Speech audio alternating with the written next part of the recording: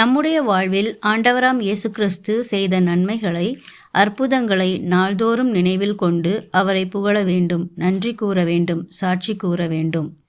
எனது வாழ்வில் ஆண்டவர் செய்த நன்மைகள் ஏராளம். அவற்றுள் அற்புதங்கள் சிலவற்றை நான் சாட்சியாக கூற விரும்புகிறேன். வழக்கில் இருந்த வீட்டை தேவன் எங்களுக்கானதாய் மாற்றி தந்தார். நல்ல வேலையை கொடுத்து ஆசிர்வதித்தார். கொடிய நோய்கள் தாக்கின போது அதில் இருந்து விடுதலை கொடுத்தார். புதியதான வீட்டை கொடுத்தார். விபத்துக்கள் பல நேரத்திலும் நேரிட்ட போது அவைகளிலிருந்து அற்புதமாய் காப்பாற்றினார்.